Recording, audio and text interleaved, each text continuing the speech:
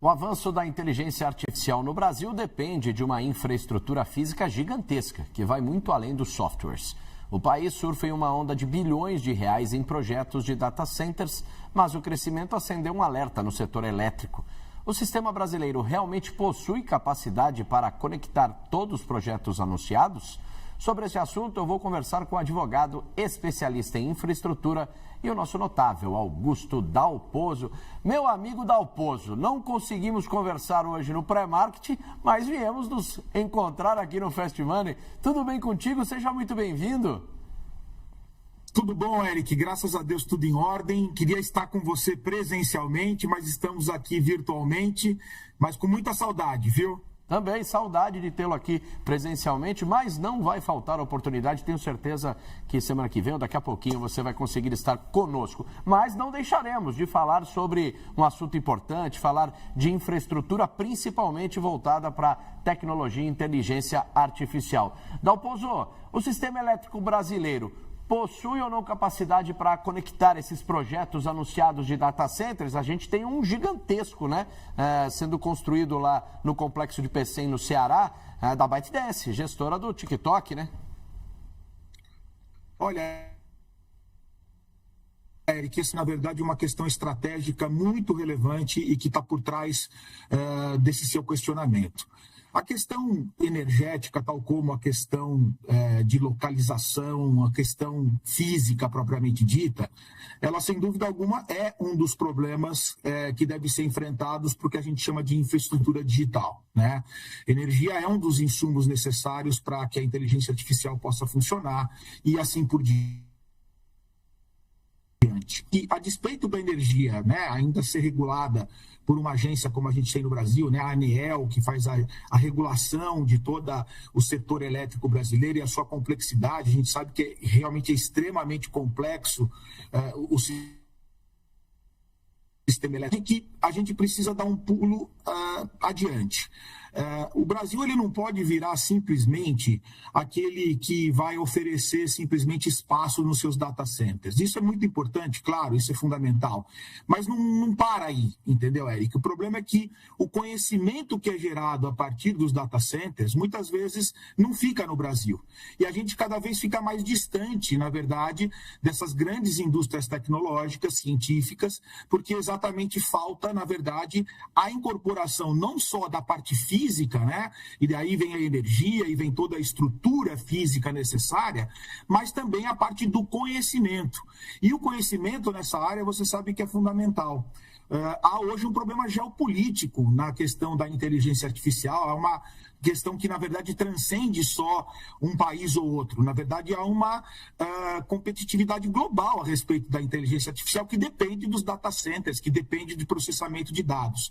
Então, no final das contas, o que a gente precisa começar a discutir no Brasil, além da parte da infraestrutura digital que é necessária, que toda esse arquétipo, né, físico, energético e etc., para que você possa desenvolver e possa processar os dados, é necessário também saber qual é a atuação que o país vai ter diante do conhecimento, diante da necessidade de você implementar não só a parte física, mas a parte realmente mental, a parte do conhecimento, da tecnologia e dos algoritmos.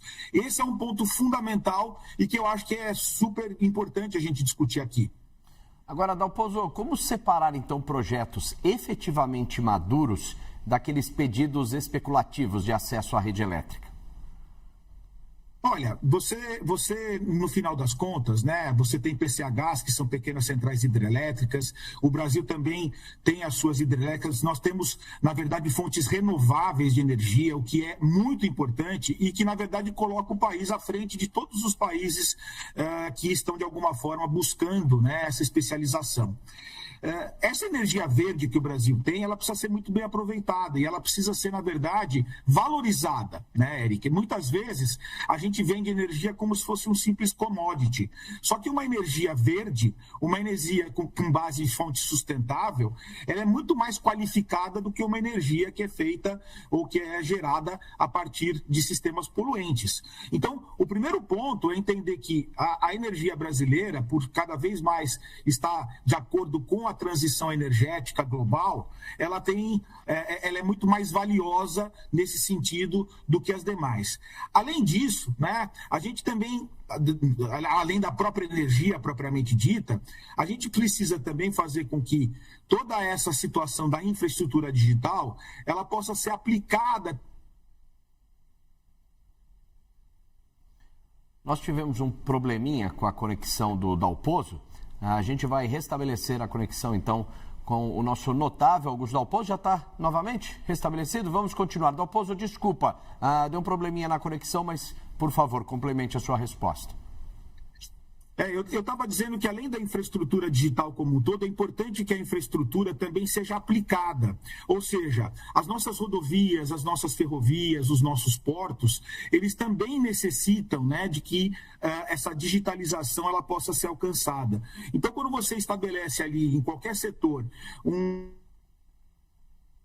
sistema que dá esse usuário do serviço público a promover uma qualidade melhor do seu serviço, na área de transporte, na área de integração, sem dúvida alguma você vai explorar essa infraestrutura digital, não só como um setor específico, mas também aplicada aos setores de infraestrutura.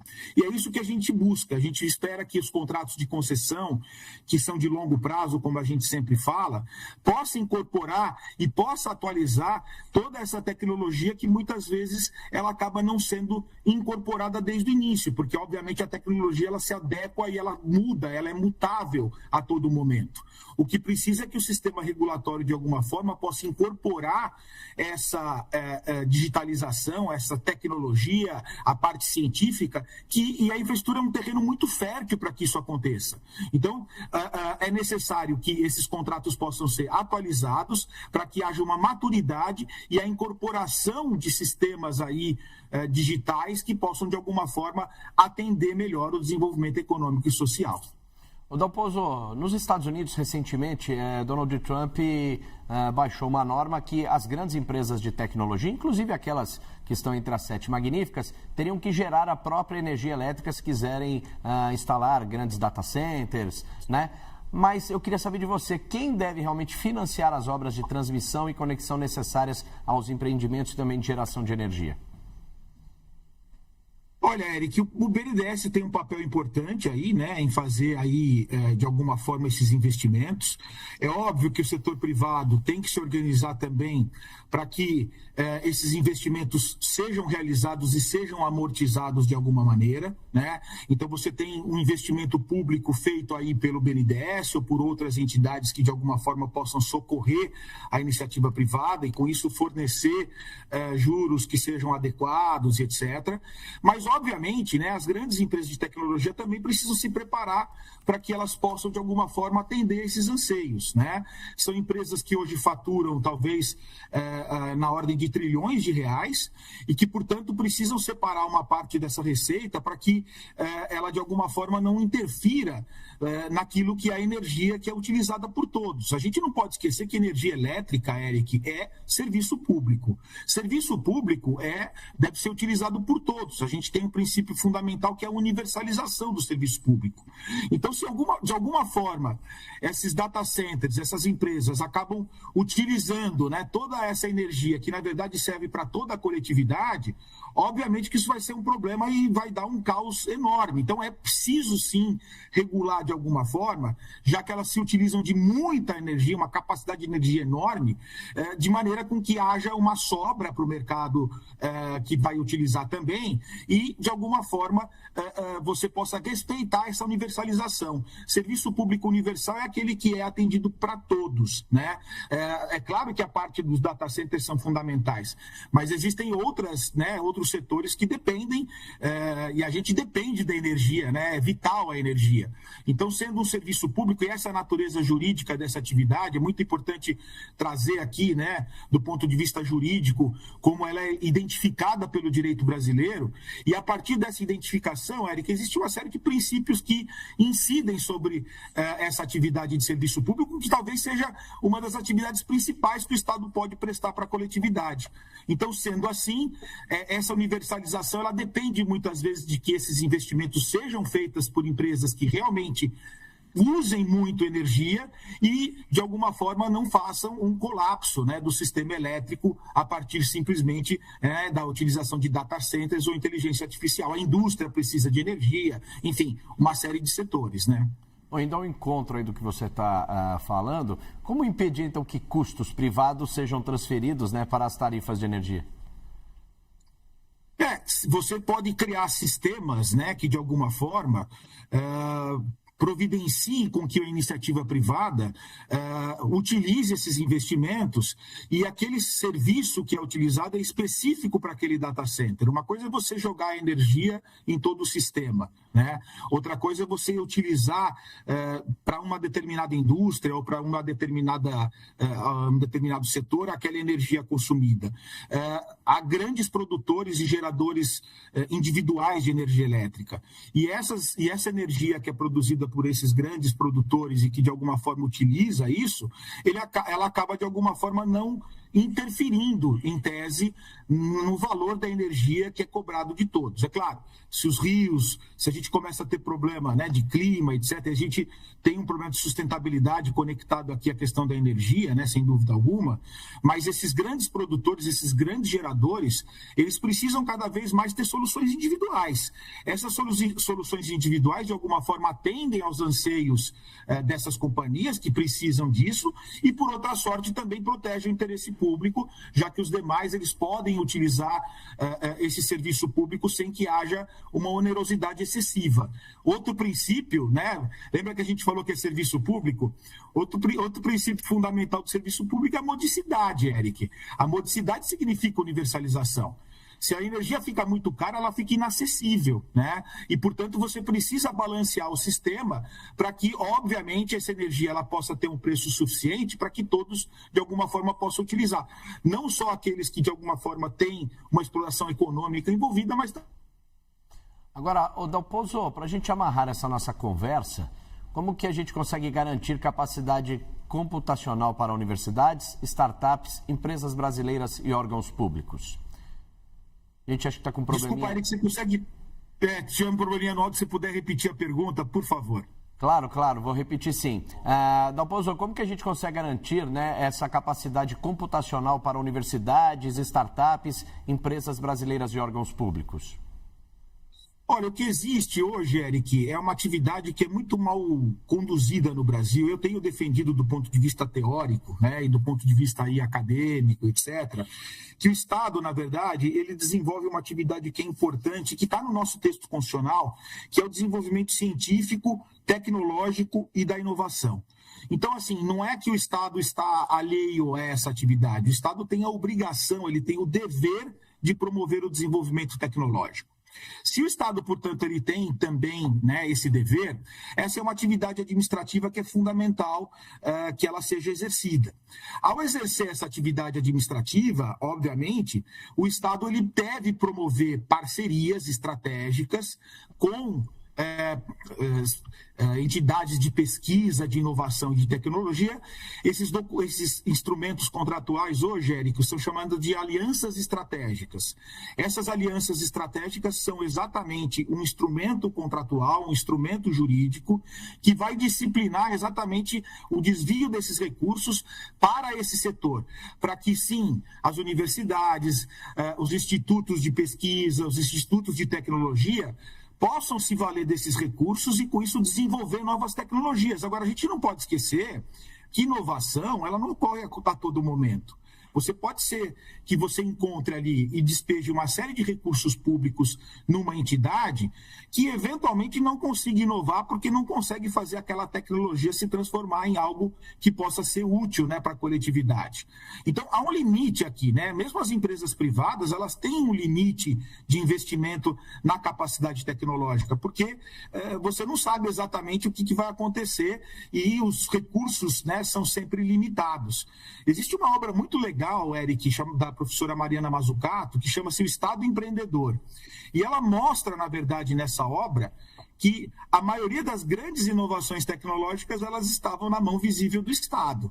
Ou seja, telas sensíveis ao toque, GPS, internet. Só foi possível porque o Estado, de alguma forma, estava ali, em cooperação, não substituindo a iniciativa privada, mas em cooperação com os institutos de tecnologia, com os institutos de ciência, para exatamente fazer com que elas possam, né, melhorar a vida da coletividade. A ideia é essa: tecnologia e inovação, ela serve para trazer mais comodidade para as pessoas, é um instrumento fundamental para que a gente possa, obviamente,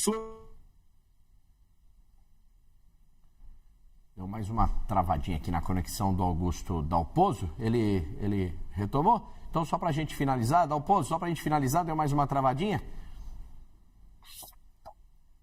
O que eu estava dizendo é que é fundamental que o Estado brasileiro, né, enxergue a grande possibilidade que ele tem na sua frente de promover investimentos que tragam resultados efetivos para a coletividade.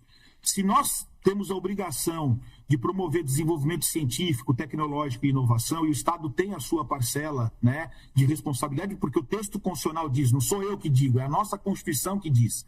É fundamental que você pegue esses recursos e possa promover cooperações estratégicas, seja com entidades de ciência e tecnologia, seja com universidades, seja inclusive com a iniciativa privada, para fazer com que essa tecnologia, essa inovação, ela possa ocorrer.